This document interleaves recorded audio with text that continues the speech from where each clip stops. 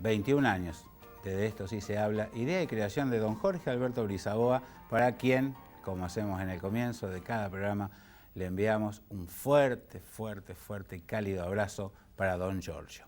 Hoy, fútbol y sexo y fútbol, en ese orden, porque en el primer tramo vamos a estar con la doctora Carolina Parisi. Ana Carolina es el nombre de ella en realidad, pero se ve que usa Carolina, así que, doctora, bienvenida. Bueno, muchas gracias, Andrés. Gracias. Carolina es el que usa. Carolina es el que me llaman comúnmente. ¿Desde siempre? Sí, la mayor parte del tiempo. Pero digamos, ¿desde la primaria o ya en la primaria? En general siempre, Carolina. Carolina para los amigos. Es psicóloga, sexóloga y mi psicóloga, a quien le estoy agradecido y lo seguiré estando por el resto del tiempo, la doctora Mirta Granero, me hizo llegar una información que dice charlas abiertas a la comunidad en septiembre, mes de la celebración del Día Mundial de la Salud Sexual. Organiza la Asociación Rosarina de Educación Sexual y Sexología. Esto será bajo el lema 2015, Hablemos de Sexualidad, un diálogo intergeneracional.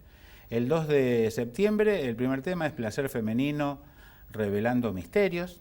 El 9 de septiembre, Factores psicológicos de protección y salud sexual. El 16 de septiembre, Menos ansiedad, más placer. Allí va a estar la doctora Carolina Parisi, junto a la doctora Laura Díaz. El 23 de septiembre, el disfrute sexual y la diabetes. Tema que me llamó la atención. El 30 de septiembre, orientación para padres y madres. Uy, esto qué bueno, con los cambios que se han producido. Esto es en Rioja 3012, en el 15, todos los conocen, así que se comunican, se ponen en contacto y forman parte de estas charlas que son abiertas a la comunidad. Y a la doctora la he invitado, en realidad la invitación viene de mucho tiempo a esta parte. Ella fue madre, tenía que cuidar a su niño, y bueno, ahora se dio, ya está grandecito, y bueno, acá estamos. Menos ansiedad, más placer. Ese es el tema que le toca desarrollar junto a una colega. Ese es el tema que elegimos desarrollar junto a una colega. Realmente hoy en la sociedad en la que vivimos podemos decir que el nivel de estrés es muy alto. Y no tenemos tiempo. A través de, exacto, hay muchísimo estrés y va de la mano, va ligado a la ansiedad.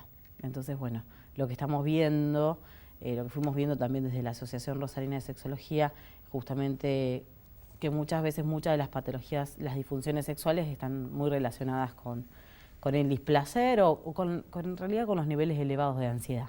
Entonces, por eso es el tema de menos ansiedad, más placer, ¿no? ¿Y no se formaría como un círculo vicioso en el cual, para tener buen sexo, digamos, para ser feliz sexualmente, llegamos muy cargados, pero a la vez por ahí estamos muy cargados porque no tenemos una buena salud sexual o actividad? Es un círculo vicioso. En realidad, ¿En serio? decimos que la frecuencia... La pegué, esa. Digamos que sí, la frecuencia sexual tiene que ver, sí. Podemos decir que muchas veces hoy uno está corriendo durante toda la semana y a veces pospone, siendo una actividad tan placentera como es la sexualidad, en pos de, digamos, a ver, generalmente el cansancio nos juega en contra. Entonces, uno tiene ganas y dice, bueno, no, esperamos a mañana porque realmente uno está muy cansado. ¿Qué sucede? Se termina teniendo a lo mejor relaciones sexuales una sola vez, o contacto, o mimos, o abrazos una sola vez en la semana, que a lo mejor puede ser el sábado o el domingo. ¿Sí? Entonces es un círculo vicioso porque uno no se estaría dando lugar como a actividades de disfrute, como es lo que tiene que ver con el placer. Entonces hay menos actividad sexual, más desconexión, ¿sí? Más problemas de pareja.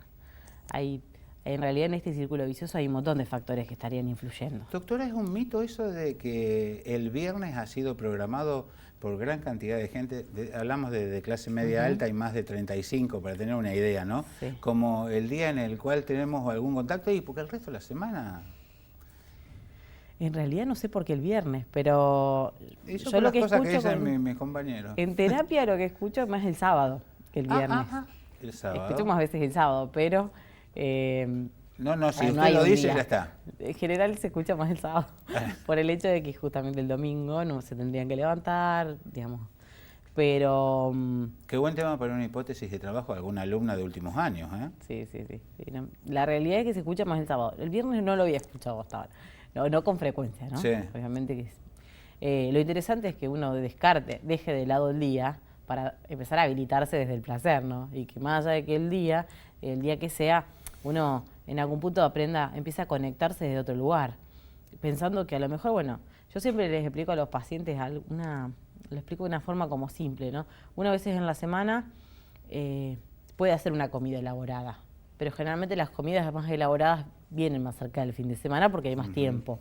Pero a veces en la semana a veces uno hace comidas rápidas, ¿sí? Y en lo sexual muchas veces se da esto, ¿no? A veces hay una elaboración digamos, mucho mayor el fin de semana, o cuando uno tiene más tiempo, en donde puedes preparar velas, en donde puedes preparar el ambiente, el espacio, ¿sí? Y puede durar más tiempo el acto sexual y el contacto. Y a veces en la semana uno da lugar como a encuentros más cortos, ¿no? Como a la comida rápida, ¿no? Sí. Sería como a los encuentros rápidos. Quédese tranquila, se entendió. Y en general, en su experiencia, usted es una mujer muy joven, ¿no? Y en esta zona de influencia, ¿somos conflictivos en lo sexual? ¿Realmente tenemos en claro la importancia o es una parte más de nuestra vida en la cual los hombres la utilizamos todos los días para charlar respecto de las modelos que aparecen, no sé, en Fantino, Intratable, donde sea, como un deseo inalcanzable y bueno, y el resto es la rutina? Sí, depende de a qué llamaríamos conflictivo, ¿sí? A ver. Lo que en general yo por lo menos vengo viendo en consulta es que hay ciertos factores que sí afectan o sí se ven como más marcados, que son, por ejemplo, en parejas la falta de comunicación, ¿sí? Más que el conflicto en sí mismo, en realidad, cuando muchas veces en las parejas hay falta de comunicación o quieren conocer a alguien pero se comunican de una vía, creen que la comunicación es vía chat o vía, si hoy las nuevas tecnologías, así como habilitan, también complican un poquito, complican el paso de lo virtual a lo real, ¿no? Entonces, si hablamos de conflicto, yo lo que más veo en consulta es problemas a nivel comunicacional en las parejas y en quienes están conociendo también, ¿no? Empiezan a tener contactos por medios, digamos, por la web y muchas veces no pasan a lo real, no llegan a encuentros reales, ¿sí? Y también se generan desencuentros por el chat porque se interpretan cosas que no son, se da significado a los mensajes, un significado que generalmente es erróneo, ¿no? Se le da un sentido que al no ver la cara ni escuchar el tono de voz, muchas veces uno le da el sentido que uno quiere, ¿no? No sé, para mis congeneracionales, la sexualidad nuestra o lo sexual se iba aprendiendo con el paso del tiempo. Hoy los chicos, por cosas que yo he escuchado a colegas de usted, Carolina, ¿llegan más preparados, más libres, con menos prejuicios? ¿O es o no? Hablemos de clase media ilustrada, para no confundir. Perfecto. Llegan. En realidad, desde hace 7, 8 años a esta parte, lo que sí se les está brindando a los jóvenes y a los adolescentes, y en realidad se comenzó hace pocos años también a dar educación sexual en los colegios. Sí. Entonces, lo que podemos decir es que hubo toda una generación en donde realmente este tema era tabú, ¿sí? Podemos decir que hasta quienes tienen hoy cerca de 25, 30 años para arriba, estas personas no recibieron educación sexual de ningún tipo, ¿sí? Generalmente estaba en un tema tabú y estaba prohibido. O sea, sería algo así como de esto no se habla, ¿sí? Sí.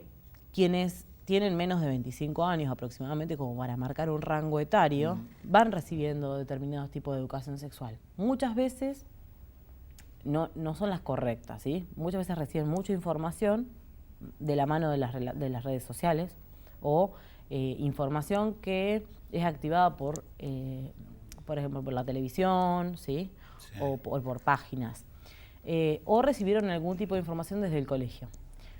Pero estos chicos generalmente ya en la currícula está establecida por la ley 26.150 que se les debe dar progresivamente educación sexual integral, para lo cual ellos deberían comenzar sus relaciones sexuales con mayor educación. ¿Y ha bajado la edad de inicio sexual de las personas? Depende, cuando hablamos de niveles poblacionales a nivel sociocultural y socioeconómico, podemos decir que en realidad bajó a 12, 13 años, ¿sí? Pero también hay estudios que indican que en las poblaciones educadas a nivel psicosexual, a nivel de educación sexual, han retrasado el comienzo de las relaciones sexuales. A ver. Claro, lo que se empezaron a hacer estudios es que a través de poblaciones que fueron sí educadas en sexualidad, al ser responsables, tener la información y la educación necesaria, son responsables en cuanto a sus actos y retrasan el comienzo, justamente porque conocen los pros y los contras de comenzar a tener relaciones sexuales. A ver, ¿por qué? Porque en algún punto tiene que ver con esto, conocer qué es lo que sucede, ¿no? No dejarse llevar solamente por un instinto que tiene que ver o por una pulsión de libido, ¿no?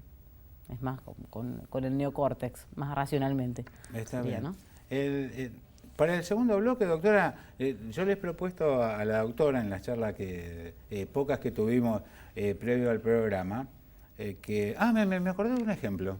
Ahí está, y quiero, un amigo hace un rato, un amigo, en serio eso, pasó, fue al urólogo. Un control de rutina.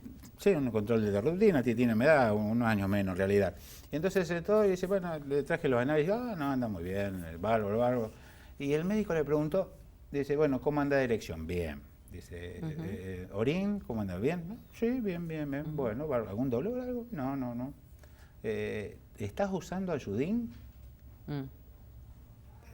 No, la verdad que no. ¿Por qué?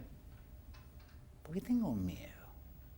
Entonces ahí arrancó una conversación y el médico, ya entramos en lo personal, dice, hay muchos que dicen, no sabes lo que te estás perdiendo. Dice, todo el mundo lo usa. Pero viste, y habría tantos muertos. ¿Cuál es su concepto? ¿Se usa mucho el ayudín? La pastilla azul, ¿no? Sí. Estaríamos hablando de eso, que tiene que ver con el sildenafil o Viagra. Sí. Para quienes no conocen los términos. Se utiliza muchísimo. Sí, muchísimo. Mucho se utiliza. No quiere decir que esté bien utilizado, ¿sí? Que se sepa cómo utilizarlo. Exacto. ¿Por qué? Escuchen, chicos. Generalmente, primero, no es recomendable. Escucha, presta atención. Primero, no es recomendable en personas que son jóvenes, ¿sí? Decimos que a partir de una determinada edad, podemos decir que a partir de los 60, un poquito más a lo mejor. ¿No es recomendable? ¿O no es necesario, digamos? Pensemos que en realidad es un anticoagulante, ¿sí? Y lo que va a permitir es que haya mayor, la sangre tenga mayor fluidez a la zona, por las venas y por las arterias hacia el pene, ¿sí? Que fluya mejor, o sea que permite una mejor erección.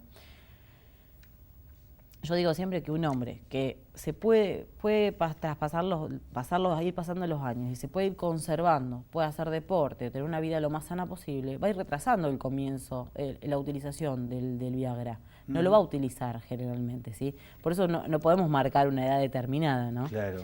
Pero hoy se ve que muchos chicos están tomándolo creyendo que en realidad el sildenafil, o sea, el Viagra, lo que les va a permitir es tener una erección duradera.